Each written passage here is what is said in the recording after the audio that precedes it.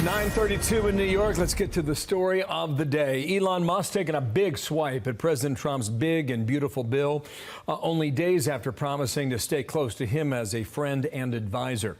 Senate Majority Leader John Thune's with us. And, sir, good morning to you. Thank you for your time. We're still waiting for maybe a true social to come from the White House.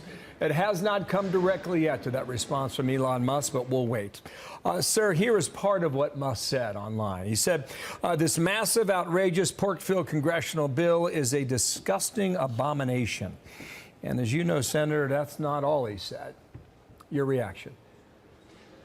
Well, look, Bill, I mean, everybody's going to come to different conclusions about this, but a lot of people are making evaluations of this bill based upon a static scoring model used by Washington, D.C. scorekeepers that missed the 2017 Tax Cuts and Jobs Act economic growth by 5.4%, underestimated revenue by $1.5 trillion, missed the energy subsidies in the so-called Inflation Reduction Act by 400%. I mean, these people don't have a really good track record when it comes to scorekeeping. What we know is this: when you reduce taxes on the American people and on small businesses, there is an incentive to invest more. When you invest more, they're better paying jobs created, people are making money, they're taking realizations, they're paying more in taxes. That means tax revenue goes up. So there are just a lot of analysis around this bill that isn't accurately reflecting what will happen when all these policies are put into place. And by the way, it will be the biggest spending reduction in history. There's just no question about that. It's going to have huge savings in it, and we're hoping to enhance that here in the Senate. Elon Musk is getting some strange new respect from Senate Democrats who last week, I think, hated him. But anyway, take a look at this. And say something I didn't think was imaginable. I agree with Elon Musk. Breaking news, Elon Musk and I agree with each other. To be very clear, this is not a big, beautiful bill. It's a big, beautiful betrayal of the middle class. I think they agree for the wrong reasons, or for different reasons. Right. But I also wanted to ask you about this. Your strategy has been a little different from others in the past, and even from the House side, which is you met with President Trump early on in this process as this ball has gone into your court on the Senate side.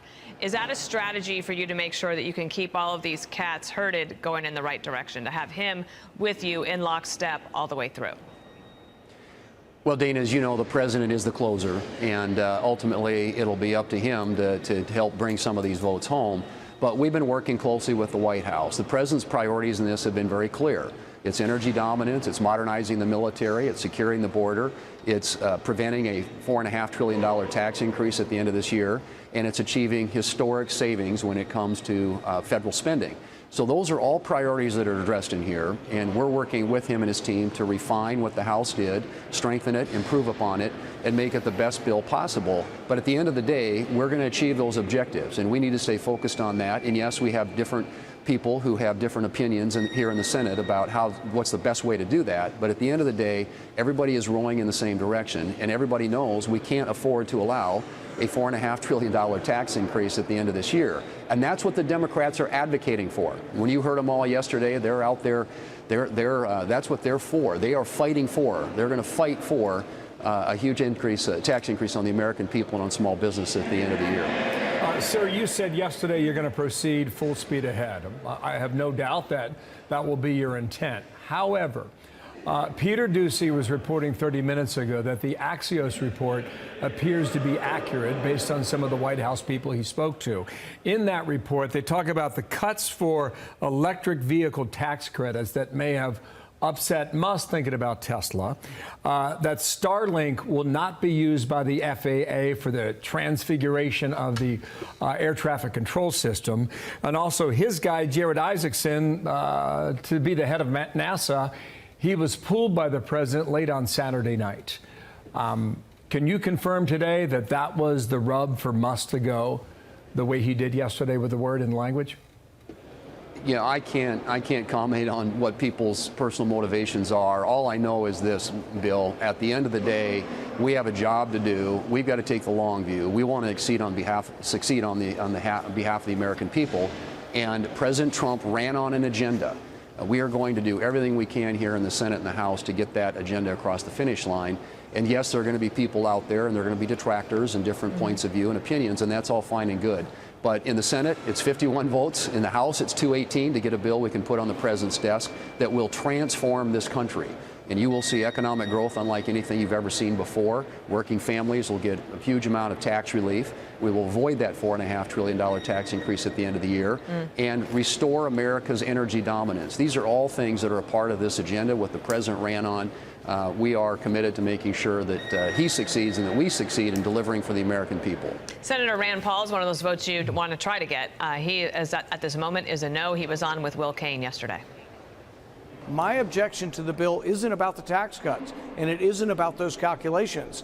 My objection to the bill is they're going to raise the debt ceiling more than they ever have, $5 trillion, and that this will be the largest increase in the debt ceiling ever. And if the Republicans all vote for it, the Republicans will own the debt. So he is a no on that, and he has got concerns going forward for the Republicans. Do you share them? Well, I think that the debt is unsustainably high, and that's why we have to do something to get it down, Dana. And the way you do that is you get growth in the economy through pro-growth policies, the things I just mentioned, generates more government revenue, and you restrain the growth in government spending. And pretty soon things start coming into balance. But you can't do something about the debt limit that he referenced unless you're actually passing bills like what we're talking about here, which has the largest spending reduction in history included as part of it. So you got to start you got to start somewhere, and I think what this bill does is it makes an important down payment on ensuring that in the future those deficits and those debt starts going downwards instead of continuing upwards like it is today. Well, June 4th today, the proposed deadline was in 1 month. Sir, thank you for your time today. And good to be with you. We hope to speak to you again very soon. Sure we will. Thank you so much. Thanks. The Office of Management and Budget Director Russ Vought is expected to testify in a House budget hearing as Congress makes moves on codifying DOGE cuts. Senior congressional correspondent Chad Pilgrim joins us live on Capitol Hill with the latest. Good morning, Chad. Good morning, guys. The DOGE cuts get real today. President Trump sent a formal request to Congress asking lawmakers to cancel money already spent. This plan claws back $9.4 billion allocated for foreign aid and public broadcasting. I want to make sure that you take the first tranche and see if it passes. The wider you do in terms of a package, the harder it is to pass. But Congress must vote to make the cuts official. DOGE cannot do that alone. The question now is if the plan can pass. Lawmakers are looking askance at programs they like. Nebraska Republican Don Bacon represents a district which trends blue. He's worried about cuts to public broadcasting. It does bother me because I have a great rapport with our Nebraska public radio and TV. I think they've been great to work with, and so that would be one I hope they don't put in.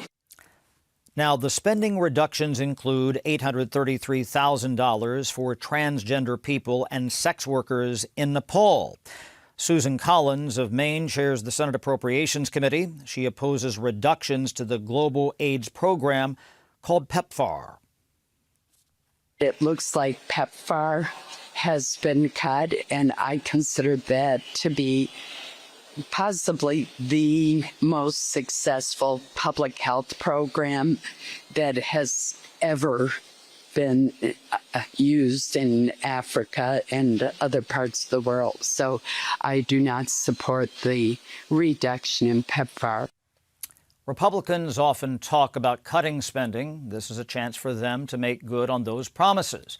Congress last canceled spending after the fact in 1993. Guys? Yeah, we'll see how that goes. Chad, could that be on party lines? Simple Maybe. majority? You know, Hakeem Jeffries said no Democrats would support this. But again, you know, look at Susan Collins, look at Don Bacon. You just heard from one Republican in the House, one Republican in the Senate who have problems with this bill, and there might be more. You know, anytime you start to look at specific programs, there's always a constituency for that here on Capitol Hill. All right, thanks so much. Thanks, Chad. Hey, Chad, can I ask you one more question, though? Because Elon Musk on X said this massive, outrageous, pork-filled congressional spending bill is a disgusting abomination. Shame on those who voted for it. You know you did wrong. You know it. How is the White House defending the big, beautiful bill?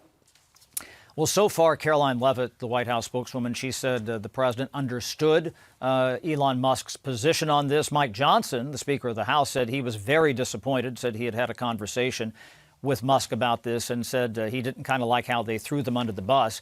I posed the question to John Thune, the Senate Majority Leader, just after this came out, because he was critical of the Democrats' operation to try to undercut this bill. And I said, your problem is not necessarily with the Democrats here. Hear about Elon Musk.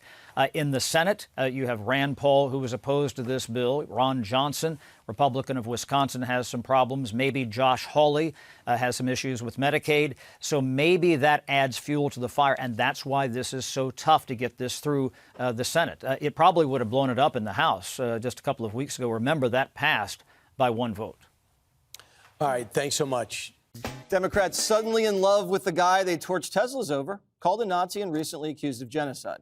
Elon Musk taking issue with President Trump's big, beautiful bill, calling it a disgusting abomination, which he fears is bankrupting America. The Democrats wasting no time pouncing on Musk's comments. Breaking news, Elon Musk and I agree with each other. Every single Republican who voted for the one big, ugly bill should be ashamed of themselves. Say something I didn't think was imaginable. I agree with Elon Musk. Now that the national divorce is happening with Elon Musk, and I'm a child of divorce, okay?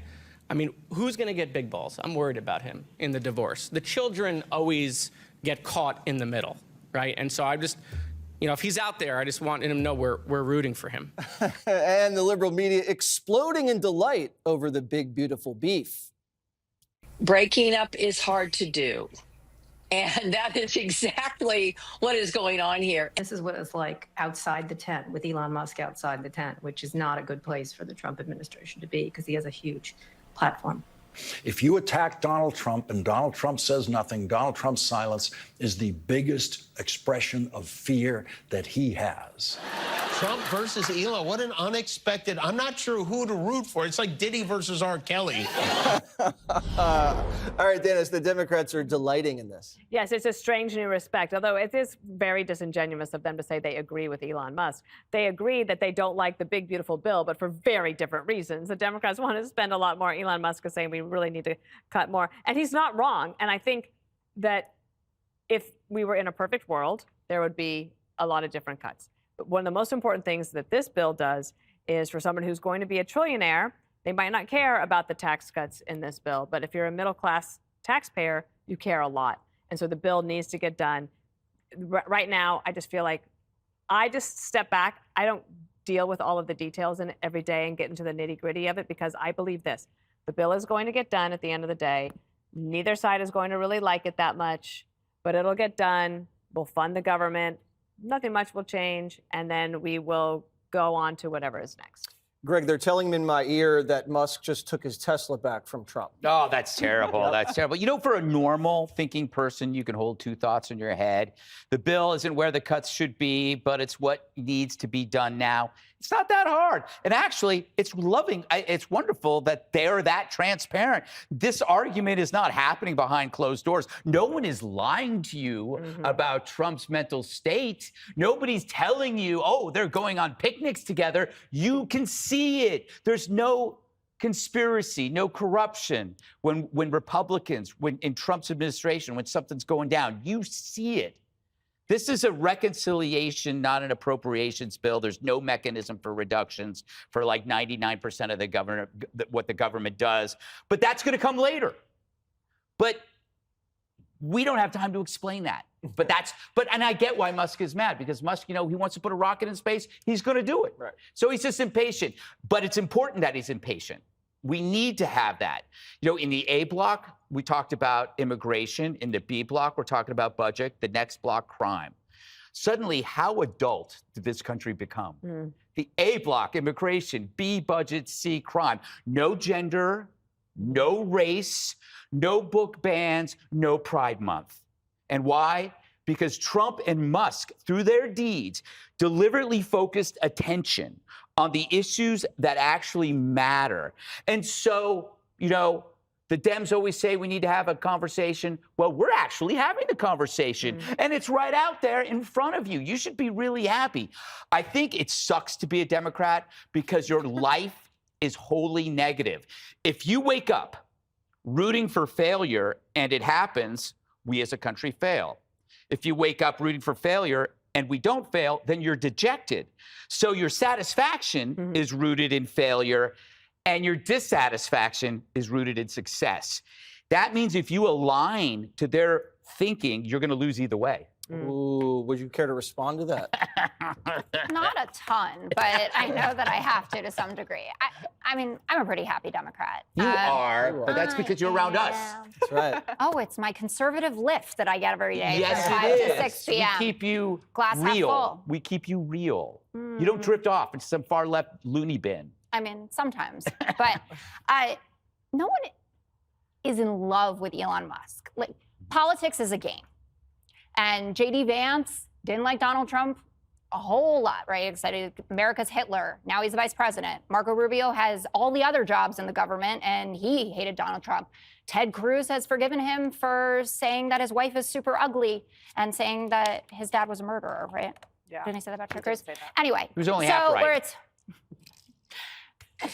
What you're saying so is Trump for this is forgiven. in this particular moment, we have something in common with Elon Musk.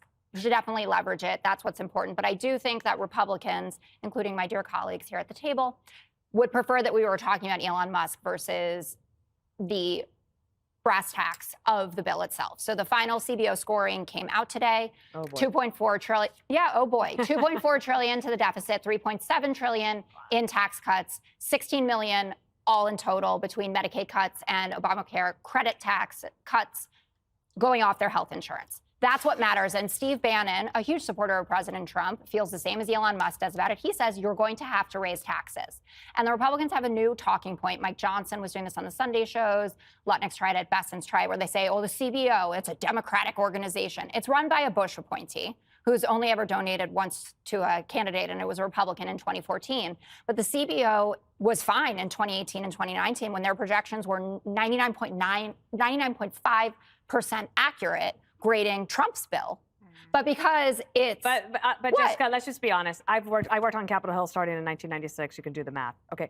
Ever since then, anybody who is president and doesn't have they hate the CBO. And Biden, they hated the CBO But then. the point is that it's they're accurate, saying, and they're saying that it's a lie. I actually don't think that it's correct to say that it's accurate. I think that it is complicated and complex and difficult, and you can argue it in all these different ways. You can get different people to use different numbers. But the Biden people hated CBO, and now the Trump people hate CBO. It's like it always happens. But It's been going on We since... can all agree that this is going to add to the deficit, and that we No, don't that's need not what she 3 said. Nope. CBO even doesn't agree with that. Yes, it does. No, it doesn't. 2.4 trillion. They said that And do you nearly need 3.7 trillion it in would save tax cuts? 1.7 trillion in mandatory spending.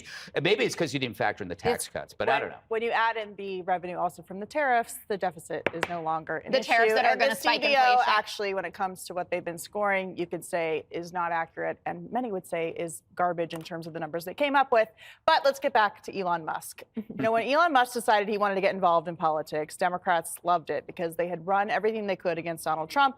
Nothing had worked. They figured, now, great, we have this boogeyman, and they could not stop talking about DOGE, showing up in front of federal government agencies, defending things like USAID, and so on and so forth. Now, all of a sudden, they have a disagreement in a transparent way, and you have Chuck Schumer just hours after essentially saying he's the worst person on the planet, saying that he agrees with him. Now, you can't go from calling someone a Nazi to then saying, we agree with them, unless you're a Democrat. Because if you're a Republican, they would say that you're endorsing white supremacy and on and on and on. What about J.D. Vance and Trump? So the point is that Elon Musk has this disagreement. We will see what the Senate comes up with. The Senate or the White House rather, has sent up this rescissions package from the Office of Budget and Management to codify a lot of these DOGE cuts. Whether the Congress will do that is a whole other question. But the DOGE cuts that the Democrats protested, including in violent ways at Tesla dealerships, are getting sent up to the Hill for debate in a separate piece of legislation. So Democrats have a problem with authenticity. Here's just another example. One second they hate Elon Musk, and another, when they can use him for political purpose, they're happy to do so. That was a great special report all-star panel. Yeah. Well done, everybody. Good. Right, him. Where am I? Up Why next, am I not there? Eric Swalwell claims he secretly gossips with Republican men. Hey, Brett, at the gym. Good afternoon and welcome to the Will Cain Show. The big, beautiful bill. Man, it's generating a lot of controversy, a lot of debate, a lot of heat, but I think it's also generating a lot of confusion and therefore not a lot of light. Right now at the White House, the Senate Finance Committee is meeting behind closed doors with President Trump on the mega bill. We're going to be watching that to see if those senators have anything to say after that meeting wraps. But in the meantime, what's in the bill? What's not in the bill? Does it increase deficit spending? Does it decrease our deficit? Who's backing down? Who is not? Why is there so much heat? Let's start with that heat and the loudest voices in the room. Elon Musk has gone absolutely scorched earth on the big, beautiful bill. He wrote on X, call your senator, call your congressman. Bankrupting America is not okay. Kill the bill. Now, this, as Elon's continuous opposition, is throwing House Speaker Mike Johnson for a loop. Elon and I left on a great note. We were texting one another, happy texts, Monday. And then yesterday, 24 hours later, he does a 180 and he comes out and opposes the bill. And it surprised me, frankly. And I don't take it personal. We don't take it personal. Policy differences are not personal. I think he's flat wrong. I think he's way off on this, and I've told him as much, and I've said it publicly and privately. I don't know about you, but I've been doing this for quite some time, and I still think the budgeting process is arcane. So it comes as no surprise that people within the Republican caucus or people within conservative circles have differing opinions on the effects of the big, beautiful bill. Let's together dive in and see if we can get some understanding. Here are the components. There are $1.5 trillion in federal spending cuts. The 2017 tax cuts extended permanently. Also eliminates tax on tips and overtime. Importantly, there's border security funding and stricter eligibility requirements for Medicaid. Several other elements as well there in the bill, including stripping states of the right to make laws or regulate AI for something like 10 years, something that has drawn now the ire of Marjorie Taylor Greene in the House. But see, the White House is still touting its main provisions, and they summarize it as follows. Here's Stephen Miller. He wrote, 1, it's the most significant border security and deportation effort in history, including the entire wall up front, now with no possibility of Democrat obstruction. 2, extension, full extension and expansion of the Trump tax cuts. This is what the CBO is scoring, not spending. Tax cuts, the ones we campaigned on. And 3, the largest welfare reform in history, cutting almost $2 trillion in spending. So those are the 3 major selling points, but still some Republicans are not on board with the big, beautiful bill. And why is that? Well, let's take a walk to the wall to see if we can narrow in on the 3 big sticking points among Republicans on the big, beautiful bill. So first of all, much has been touted about cutting back on Joe Biden's Green New scam.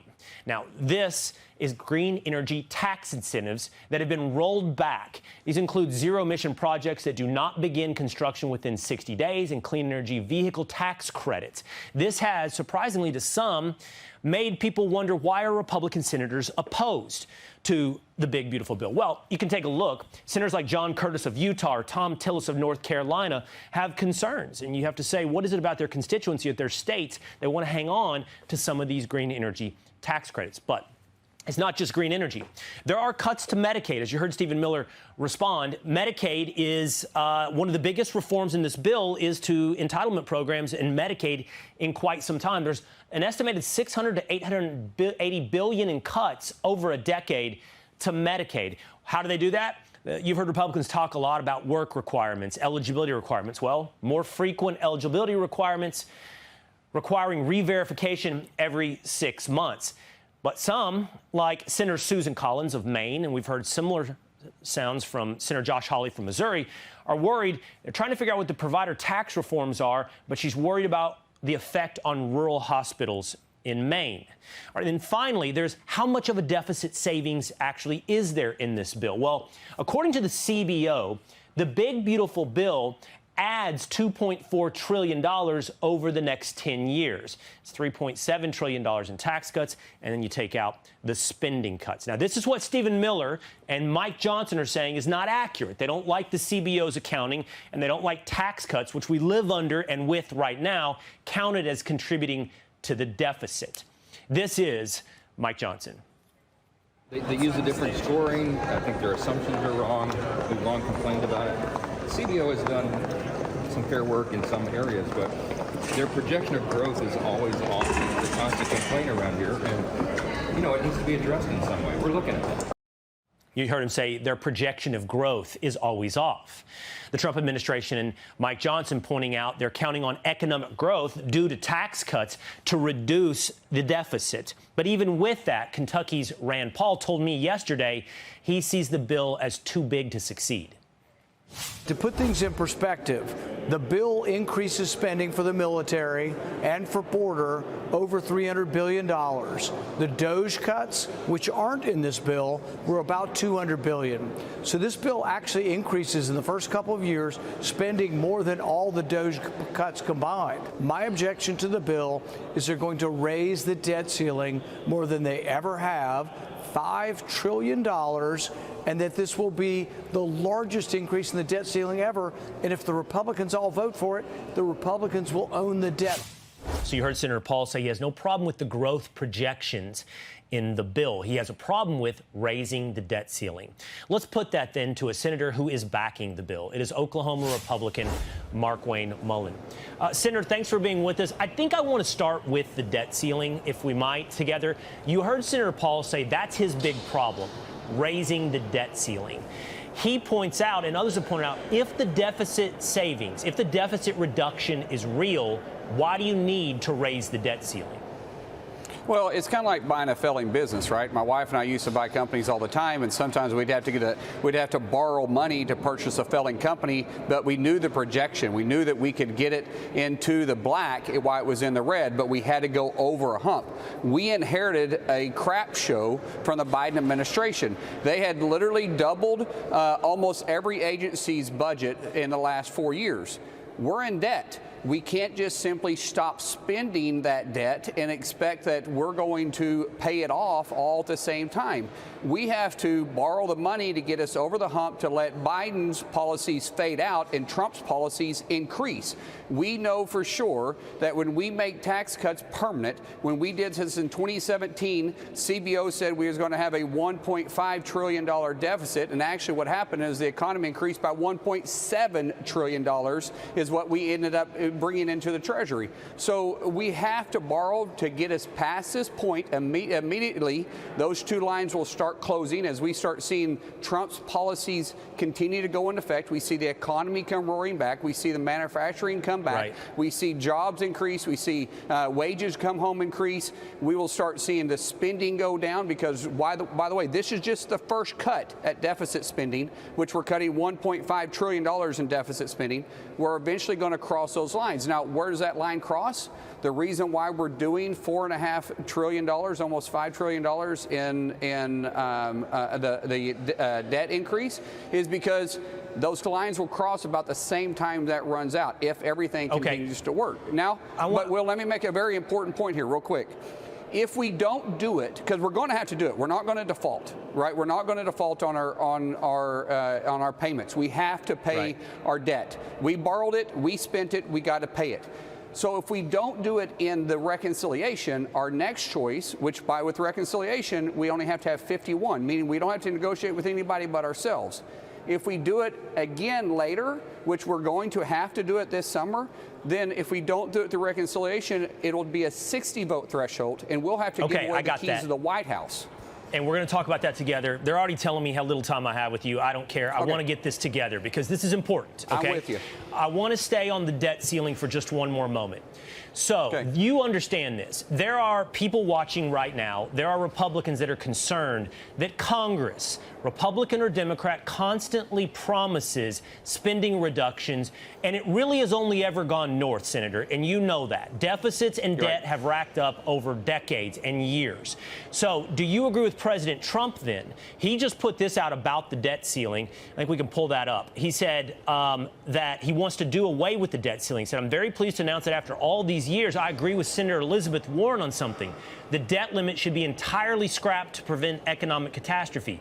It's too devastating to be put in the hands of political people that may want to use it despite the horrendous effect it could have on our country and indirectly on the world. So he doesn't want to, Senator, incrementally raise the debt ceiling. He wants to do away with it as something that controls government spending. Well, here's what I would say. Elizabeth wants to do away with it because she doesn't believe in you can't spend enough, right? You're going to spend like a drunken sailor. What the president is referring to here, I believe, is like it should be tied to the budget. If the budget is passed and we're spending X amount of dollars, then we should automatically assume that's going to be part of the debt. And so if we're going to pass a budget and we're going to pass appropriation bills, then those two should be tied on together. And he's not wrong on that, because what happens every time we run up to a debt limit increase, it becomes a negotiating political tool, and everything in the kitchen sink gets thrown in. And it's not simply just raising, and it's not simply just raising the debt limit. You get all types of pet projects that ends up increasing the debt again. So I understand what he's trying to say there. Last thing, and this is what you talked about, okay, the 60 versus 50 vote threshold. Okay, I would love for you to help me and the audience understand with some light here. You can't institute discretionary spending cuts through the reconciliation package, the one big, beautiful bill. You have to focus on mandatory spending, correct? So anything that DOGE has offered up, this isn't the vehicle for that. But instead, what you guys are suggesting is that will be done through rescission, that you will go back to Congress. You've already had one $9 billion suggestion to bring more DOGE cuts in. But that's not satisfying Elon. Why do you think he is dissatisfied, and many others, with the level of spending cuts you brought in through reconciliation? Well, everybody wants more, but even through reconciliation, it's a very thin window because it is mandatory spending, but you can't touch Social Security. So the biggest thing in mandatory spending is Social Security.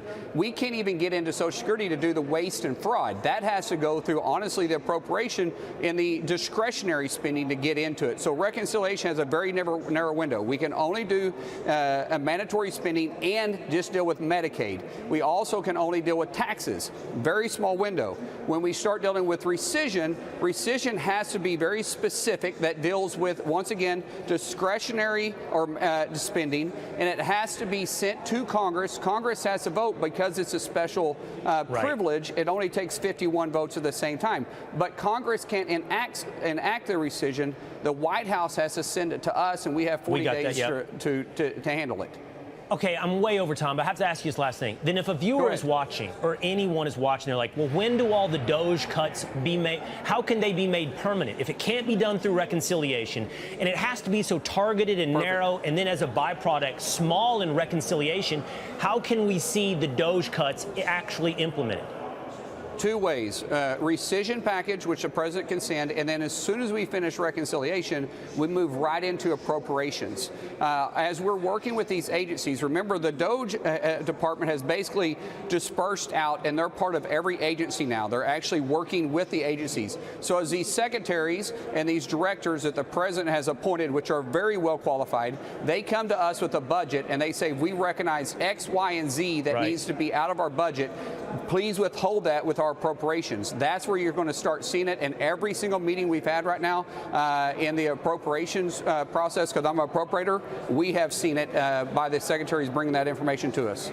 Okay, so that means the secretaries are listening to DOGE, and they will be making the appropriate recommendations to Congress for those numbers coming from DOGE. We hope that's true.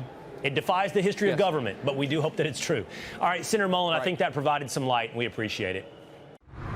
Here now to join us is Republican Senator Tim Scott of South Carolina. He's chairman of the Senate Banking Committee and member of the Senate Finance, Health, and Small Business Committee. Senator, thanks for coming on. Great to see you. It's good to be with you, Bill. Thanks a lot. So we're talking about this $9 billion rescissions package. Republicans have really tight margins in both the Senate and the House. Are you confident you guys are going to get this done and codified? Oh, absolutely. Without any question, we will do it. Thank God President Trump made a good decision to hire Elon Musk to run DOGE. That provides billions of dollars of additional cuts. And then we turn to the big, beautiful bill where we're going to find even more savings in the Senate. This is one team. President Trump leads the team. President Trump wants us to find even more cuts. We're going to the White House today to discuss how we're going to save the American taxpayer even more money while delivering on the promises he made on the campaign trail. Those promises will be kept by the Republicans in the Senate. Yeah, so Fox is being told by different sources that House Republicans are going to start putting a little bit of pressure on Senate Republicans to just keep this rescissions package as is, just sign off on it right now. But obviously some Senate Republicans would like to see some changes of their own. Where do you stand on that? Do you have some changes you want to make? Absolutely. We need to listen. I'm the chairman of the banking committee. We've already found billions of additional dollars that we can add to the cuts for the American people. Every chairman in the Senate has the responsibility of delivering even more cuts. We get that the House has done a good job of sending the bill across to us. We have to do a better job for the American people. It's the way we keep the American people's priorities in focus, and it's the way that we deliver on President Trump's policies and promises on the campaign trail. And I do want to get your thoughts on another topic in the headlines right now, which is this growing wave of anti-Semitism all across the country in recent weeks, violent attacks. Republicans in Colorado are pretty furious. This is after state Democrats held a fundraiser with Congresswoman Ilhan Omar literally just 30 minutes after Sunday's anti-Semitic terrorist attack in Boulder. Now, the state's Republican leader said, quote, Colorado Democrats who raise money for a notorious anti-Semite should be ashamed of themselves for ever doing so. But doing it while victims of the latest wave of anti-Semitic violence were en route to the hospital is even more hypocritical and reprehensible. And there's a new opinion piece out with this headline, quote, anti-Semitism and the politics of the chant. It references chants that anti-Israel protesters often use. We hear it all the time, like free, free Palestine and from the river to the sea and globalize the Intifada. An excerpt, quote, here there is no history, no honest journalism, no honorable discourse, no argument, no analytic engagement, not so much as a coherent sentence. What we are hearing is the cruel zeal of an up-to-date hypnotic cultism, the politics of chant. Senator, this started over a year ago, all across these college campuses, free Palestine, from the river to the sea, the Intifada. We've seen Hezbollah flags waving through New York City. Your thoughts on how this just keeps escalating to the point where we're now getting physically violent attacks? It is absolutely disgusting to watch what we saw in Colorado unfold again is just devastating. Here's what we know. We had a victim who survived the Holocaust but can't survive Boulder, Colorado. It is despicable that the newsless media continues to say, I don't know why these things are happening. They're happening because of hate. They're happening because of anti-Semitism. Thank God Almighty that President Trump 5 years ago codified into an executive order my legislation that said we have to define anti-Semitism on college campuses. I've said it several times before, Bill. A visa to go to college in America is a privilege, not a right. I thank God Almighty that Marco Rubio has the courage to say, deport them. We are going to stop this wave of anti-Semitism from college campuses all across this country to the cities that say it's okay to coddle these idiots. They are criminals, and frankly, this one should never have been in our country. It is the feckless leadership of President Biden that allowed him to stay, and it is a strong leadership of President Trump that's deporting them. Yeah, it's been bizarre watching, the Hezbollah flags, the Hamas headbands being paraded throughout New York City, last year. Wild to see that.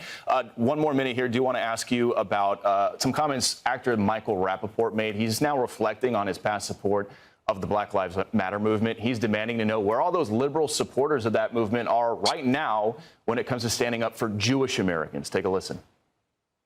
Spoken out on behalf of Black Lives Matter, George Floyd. I have spoken out on behalf of women's rights. Every single thing under the sun on social media in the last, 10 years. Don't you feel like an asshole now for putting up a black square during Black Lives Matter?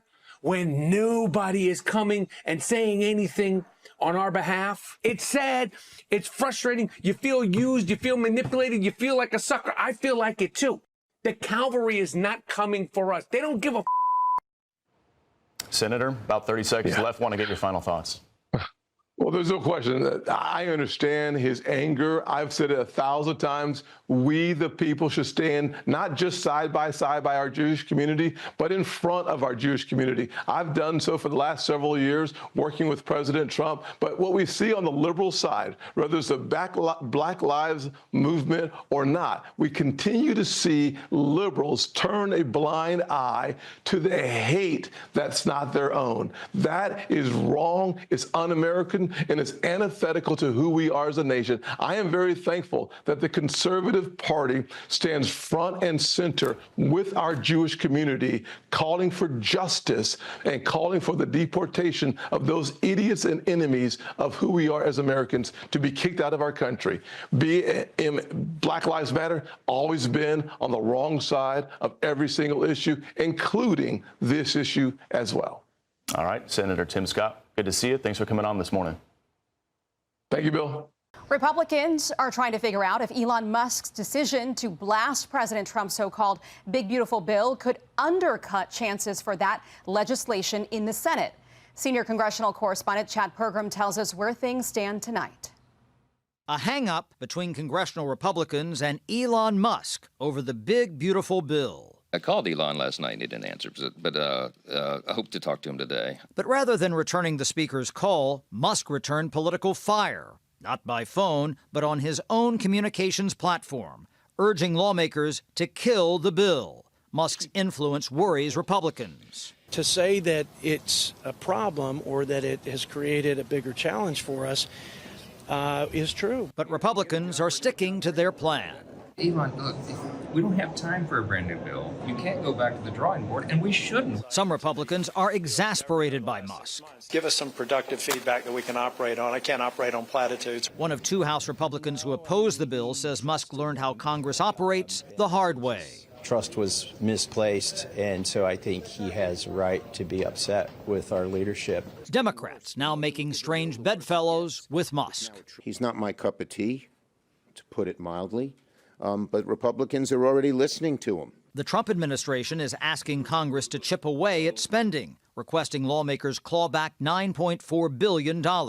If we can't get this now, then God help us on getting the true deficit numbers down. The bill targets foreign aid and PBS. You've sent us a rescission package worth $9 billion that goes after Big Bird and Cookie Monster. Elon Musk wants. They're now in a bind. Either they oppose Musk or President Trump. Aisha? Chad Pergram live for us. Chad, thank you. What do you think after that interview? Think it gets done? I do. Yeah. I always have. Eventually, it's going right? to get done. Yeah.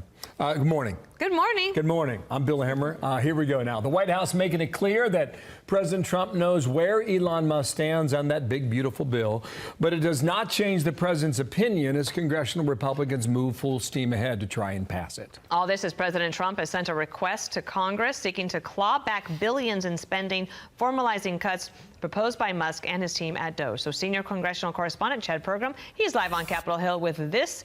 It's underway. Hi, Chad. Dana, good morning. In elementary school, they said there were no takebacks. But guess what? There are in Congress. The administration is asking Congress to reclaim $9.4 billion in spending for foreign aid programs and public broadcasting. Congress must approve the cuts. I can tell you right now, we can't cut enough foreign aid, and I think that's what Americans want to see. But if Republicans can't find the political will to vote for a $9 billion package, well, I think Republicans are going to be in trouble because the American people are very adamant about these DOGE cuts. DOGE could only recommend cuts to programs. Congress controls the purse strings, so that's why lawmakers must vote to rescind money which Congress already approved. We have to remember the bottom line, which is, can we continue on the spending trajectory that we are on as a country? And the answer is no. Is this going to solve the issue? No. But is it a potential step in the right direction? I think the answer to that is probably yes. In the crosshairs, public broadcasting and smaller programs, $67,000 for insect powder nutrition. In Madagascar, $4 million for research on legume systems, and $833,000 for transgender people and sex workers in Nepal. It's unclear if the bill can pass. Don Bacon of Nebraska supports public broadcasting. For example, some of the quote LGBT education programs for Guatemala and Serbia, I think that's all right. But there's other things that are needed, like Ebola and the HIV program, PEPFAR. The question is, if 95 is all right and ones that choose that, I got to weigh it. These spending cancellation bills are a test for the GOP. Republicans campaign on cutting spending. This is a chance for them to put their vote where their favorite program is. Dana? All right, Chad, program. Thank you. Trace? Yeah. David Sputton live for us in D.C. David, thank you. Let's bring in former California GOP chairwoman Jessica Milan Patterson and Fox News contributor Jason Chaffetz. Welcome to you both. Jason, to you first. I want to play a little bit of an extended bite. This is the press secretary, Caroline Leavitt, talking about the AutoPen probe. The president is making a good point when he discusses the usage of the AutoPen. Who was running the country for the past 4 years? Perhaps those documents were signed with the AutoPen, something that this, I believe the Department of Justice is looking into. The Americans saw with their own eyes a mentally incompetent president, and they want answers for that. I think, Jason, the bottom line here is the presidential signature is a very powerful thing. It's the most powerful thing in the world, quite frankly. And the reality is when you go and you actually look through these documents, as I have, what you're going to find is there are multiple times when Joe Biden was in the White House and the AutoPen was used. So that begs a lot of questions. Why would you use an AutoPen if he is literally a room or two away? And then when you actually look at the documents and say, the AutoPen was not used on the pardons for his specific family, but they were used in mass when they were doing other pardons and commutations. And that begs the question also about legislation. It also begs the question about executive orders. Yeah, and listen, they're trying to get to the bottom of this, and maybe they will. Jason, stand by. Jessica, Elon Musk called the big, beautiful bill, quote, disgusting. And then Chad Pergram was talking with the Senate Majority Leader John Thune about his thoughts, and Thune said the following. Elon Musk seems to be your problem. Absolutely torching this bill here, saying everybody who voted for that should be ashamed. Well, look, we obviously respect everything that Elon did with DOGE. On this particular issue, we have a difference of opinion. He's entitled to that opinion. We're going to proceed full speed ahead. Elon doesn't like it. He doesn't like it, Jessica. I mean, it's politics. You have differences of opinions. And this is something that we actually pride ourselves on in the Republican Party, and you can't do in the Democrat Party. You can't have a difference of opinion. Leader Thune is exactly right. Everyone is grateful for the work that Elon Musk has done with DOGE and finding waste, fraud, and abuse. Now they are trying to get this bill passed with very slim margins, and they're going to get that work done for the president. Yeah, and Thune said, look, this bill is not going to look the same when it goes back to the House, and he's right. Meantime, you have former New York Yankee Kevin Youkilis calling out AOC concerning this whole Boulder terror attack. He wrote the following here: Jews are targeted with violence, and it's the same virtue signal post time and time again. What have you done to confront those calling for intifadas in New York City? Until you create a plan of action, your repeated virtue signaling after the violence occurs holds no weight. And here you have Alexandria Ocasio-Cortez calling Columbia protesters peaceful. Watch. It is especially important that we remember the power of young people shaping this country today, of all days, as we once again witness the leadership of those peaceful student-led protests on campuses like Columbia, Yale, Berkeley, and many others. I mean, Youkilis is right on this, Jason. She's been on the wrong side of this issue from the get-go. Yeah, she tries to rewrite history. She just thinks if she goes up to the microphone and says it, that it'll magically go away. Try being a Jewish student who actually goes to these universities. Tell them that they were peaceful. She is so upside down and fundamentally wrong. She won't call it out for what it is. That's why she's not a leader. We keep showing her on camera. We keep giving her the video because what she says is so outrageous and so off base and so devoid of reality. And sometimes when you're in a social media world, all you need are views, right? They don't care what you say. They just look at, oh, she's got all the views. She must be a big hit in the Democratic Party. Meantime, you have Eric Swalwell in California going after Trump. Congressman. Can I help you? What the is up with Trump always chickening out on tariffs?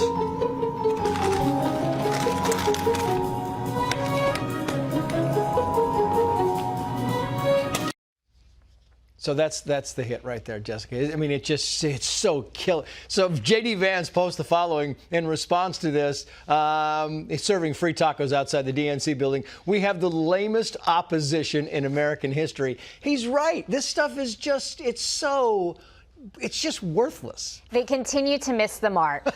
And, you know, every single time they try and expand and go back to all of the people that they've lost over the years, what they're missing is the point. When your policies don't align with the American people, you are going to continue to lose. And that's what Republicans are doing. We are capitalizing on listening to the American people and fixing the real problems that they are facing every single day. I love it when they do stuff like this, continue to miss the mark. This taco thing kind of takes me back to the whole weird thing, right? In the campaign, they just can't quite get something. And you're like, nobody is watching, nobody's paying attention. Jessica, Jason, thank you both.